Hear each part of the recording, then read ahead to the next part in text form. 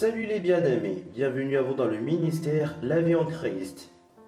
Encore une question aujourd'hui concernant Moïse, ce qui constituera en quelque sorte une suite de notre réflexion de la fois passée.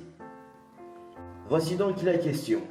Pourquoi l'archange Michel et Satan se sont-ils disputés le cœur de Moïse dans Jude 1, le verset 9? Pourquoi l'archange Michel et Satan se sont-ils disputés le cœur de Moïse dans Jude, le chapitre 1, le verset 9? En effet, c'est un événement tragique dans la Bible et qui a suscité plusieurs interrogations dans la chrétienté. Et je pense qu'en tant qu'enfant de Dieu, il est essentiel pour nous de comprendre cette partie des Écritures. Je suis persuadé qu'après avoir regardé cette vidéo, votre vie ne sera jamais la même. Juste un rappel, nous vous prions de nous soutenir en vous abonnant si vous ne l'avez pas encore fait. Aimez, commentez, partagez la vidéo avec d'autres personnes. Regardez surtout la vidéo jusqu'à la fin. Merci d'avoir compris et que le Seigneur vous comble de sa grâce. Amen. Tout d'abord, je pense que pour avoir une excellente compréhension du contexte, rappelons-nous la vie de Moïse en quelques lignes. Nous allons essayer de répondre à cette question en considérant plusieurs aspects de la vie de Moïse. Lisons premièrement le texte dans Jude 1, le verset 9. Or, l'archange Michel, lorsqu'il contestait avec le diable et lui disputait le cœur de Moïse, n'osa pas porter contre lui un jugement injurieux, mais il dit que le Seigneur te réprime. Jude 9 fait référence à un événement qui n'est mentionné nulle part ailleurs dans les Écritures. En fait, il y avait eu une bataille de l'archange Michel avec Satan à propos du cœur de Moïse. Le texte ne précise pas vraiment ce qui a causé une bataille. Jude nous dit que Dieu a envoyé Michel s'occuper du corps de Moïse que Dieu lui-même avait enterré après sa mort, d'après Deutéronome 34, du verset 5 au verset 6. D'ailleurs, lisons ce passage. Moïse, serviteur de l'Éternel, mourut là, dans le pays de Moab, selon l'ordre de l'Éternel. Et l'Éternel l'enterra dans la ville au pays de Moab, vis-à-vis de Beth-Péor. Personne n'a connu son sépulcre jusqu'à ce jour. Cette compréhension nous aidera d'avoir une idée générale de cet incident de la dispute de l'archange Michel avec Satan à propos du cœur de Moïse. Nous faisons la connaissance de Moïse dans les premiers chapitres du livre de l'Exode.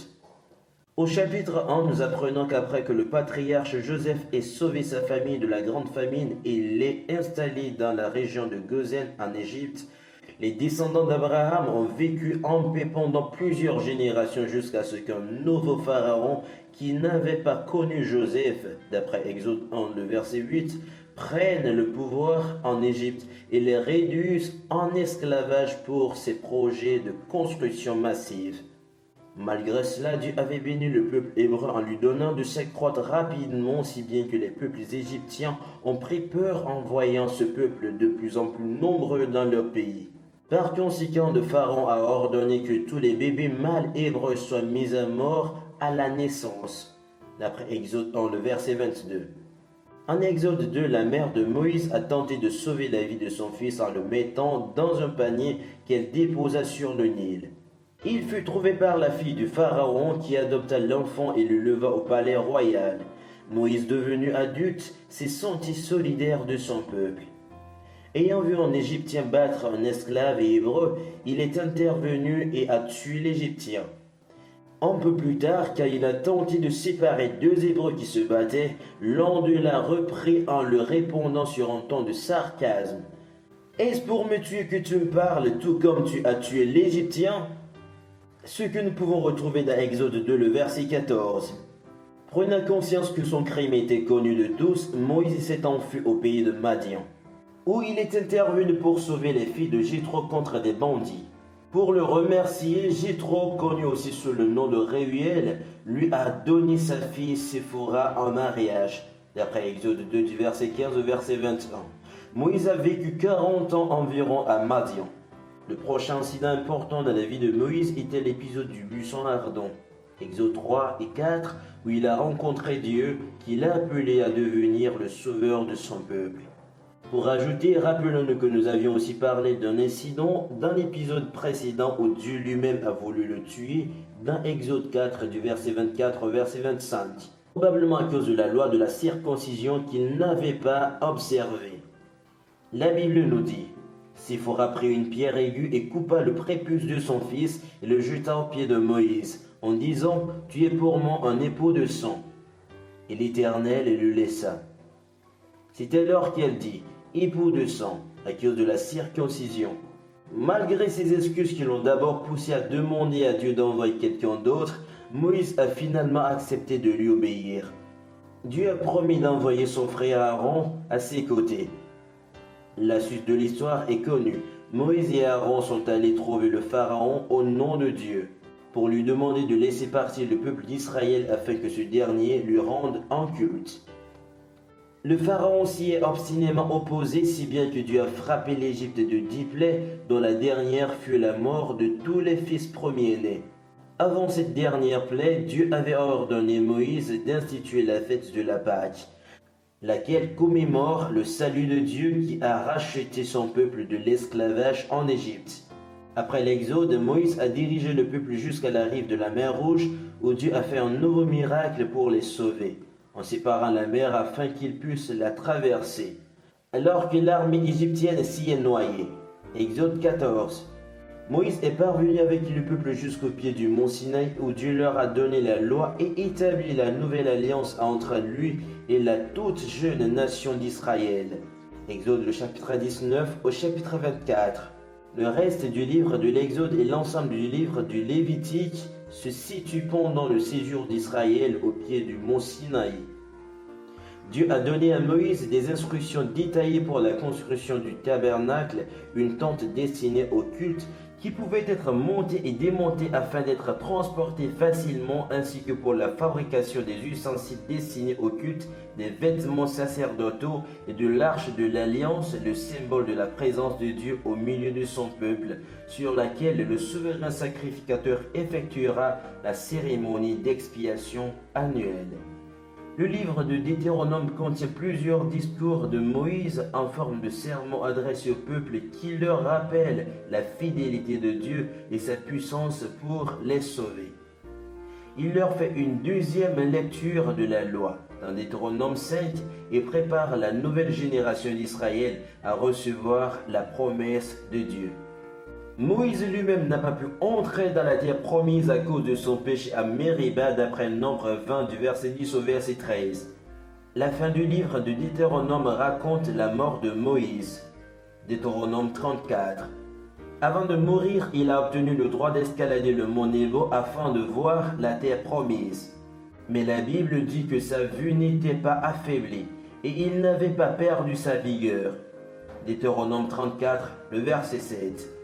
Dieu l'a lui-même enterré, d'après Deutéronome 34 du verset 5 au verset 6, et Josué lui a succédé comme chef du peuple, d'après Deutéronome 34, le verset 9. Deutéronome 34, le verset 10 au verset 12 dit, « Il n'a plus surgi en Israël de prophète semblable à Moïse que l'Éternel connaissait face à face. Personne ne peut lui être comparé pour tous les signes et les miracles que Dieu l'a envoyé faire en Égypte contre le Pharaon, contre ses serviteurs et contre tout son peuple, et pour tous les actes terrifiants que Moïse a accomplis avec puissance sous les yeux de tout Israël. » Cependant, il est intéressant de noter que même si Moïse n'est jamais entré dans la terre promise pendant sa vie, il a joué un rôle important dans le ministère de Jésus. Sur le mont de la Transfiguration, où Jésus a donné à ses disciples un avant-goût de sa gloire, deux personnages importants de l'Ancien Testament, Moïse et Élie, qui représentaient la loi et les prophètes, sont apparus. Moïse éprouve à présent le véritable repos du sabbat en Christ que tous les chrétiens partageront un jour. Comme nous pouvons le lire dans Hébreux 4, le verset 9. Mais la Bible dit, il y a donc un repos des sabbats réservé au peuple de Dieu. Après ces rappels si importants, envisageons à présent la question selon laquelle pourquoi l'archange Michel et Satan se sont-ils disputés le cœur de Moïse dans Jude 1, le verset 9. Diverses théories ont été avancées sur l'objet de cette bataille pour le cœur de Moïse. L'une des théories pourrait être que les gens ont tendance à adorer les choses créées, y compris la création plutôt que notre Créateur. Romains 1, le verset 25 dit que les gens ont changé la vérité de Dieu en mensonge et qui ont adoré et servi la créature au lieu du Créateur qui est béni éternellement. Amen. Un exemple de cette situation dans l'Ancien Testament est lorsque le peuple israélite a adoré le serpent d'airain que Moïse avait fabriqué selon les instructions de Dieu, mais comme un symbole et non comme une idole à adorer. Voir Nombre 21 du verset 4 au verset 9 et Jean 3 du verset 12 au verset 16. Plutôt que Dieu dans 2 Rois 18 du verset 3 au verset 4. Rappelons-nous que l'une des plus grandes difficultés que Jésus a rencontrées avec les pharisiens était leur adoration de la loi de Moïse, au lieu de laisser la loi les conduire à leur besoin d'un sauveur. Donc, selon cette théorie, c'est peut-être que Satan voulait que le corps de Moïse soit à la disposition du peuple pour tenter d'adorer les os de Moïse plutôt que Dieu. L'une est que Satan, éternel accusateur du peuple de Dieu, d'après Apocalypse 12, le verset 10, a peut-être résisté à l'élévation de Moïse à la vie éternelle à cause de son péché à Mériba, d'après Deutéronome 32, le verset 51, et de son meurtre de l'Égyptien, Exode 2, le verset 12. Certains pensent que Jude fait référence à Zacharie 3 du verset 1 au verset 2 où il est dit « Il m'a fait voir le grand prêtre Josué debout devant l'ange de l'Éternel et Satan qui se tenait à sa droite pour l'accuser. L'Éternel a dit à Satan, que l'Éternel te réduise au silence, Satan. » Il y a cependant trop d'objections à cette idée. Premièrement, le seul élément commun entre les deux passages est l'expression que l'Éternel te réduise au silence. Deuxièmement, le nom de Michel ne figure pas dans le passage de Zacharie. Et troisièmement, le corps de Moïse n'y est pas mentionné non plus. On a supposé aussi que Jude cite un livre apocryphe qui contenait ce récit, ce qui confirme sa véracité. Origène 185 à 254, un érudit et théologien chrétien antique mentionne le livre de l'Assomption de Moïse, qui existait encore à son époque, comme contenant ce récit de la bataille entre Michel et le diable pour le cœur de Moïse. Ce livre, maintenant perdu, était issu de la diaspora juive qui parlait grec. Origène pensait qu'il s'agissait de la source du récit de Jude. La seule question importante est donc de savoir si ce récit est vrai. Quelle que soit sa source, Jude semble considérer ces événements comme historiques. Il en parle de la même manière que de la mort de Moïse ou du rocher qui l'a frappé. D'ailleurs, qui peut démontrer que ce récit n'est pas vrai? La Bible fait souvent allusion aux anges. Nous savons que l'archange Michel existe réellement. La Bible est souvent mentionné et les anges, bons et mauvais, interagissent avec la terre. Étant donné que l'objet de cette bataille pour le corps de Moïse était totalement inconnu, toute spéculation à ce sujet est inutile. Nous ne savons pas s'il s'agit d'une dispute pour la possession du corps, son enterrement ou autre chose.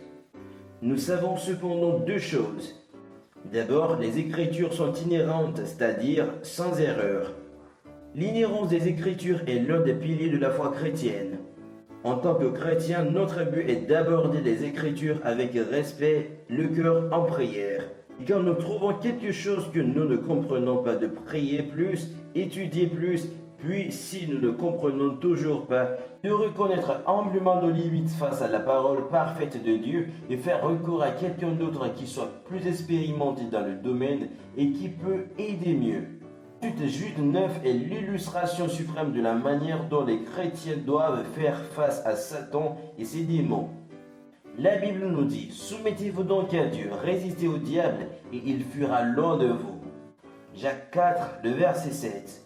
L'exemple de Michel qui refuse de prononcer une parole insultante contre Satan doit nous servir de leçon. Nous ne devons pas les confronter, mais plutôt demander à la puissance du Seigneur d'intervenir contre eux. Si un être aussi puissant que Michel s'en est remis au Seigneur, qui sommes-nous pour tenter de reprendre, chasser ou commander les démons? Le principe de base de Jude est de s'assurer que nos cœurs et nos vies sont entièrement soumis à Dieu et que nous l'adorons dans nos paroles, nos pensées et nos actions. En d'autres termes, nous mettons de côté la mentalité « je veux faire ce que je veux faire quand je veux le faire » et choisissons de suivre Dieu selon ses standards.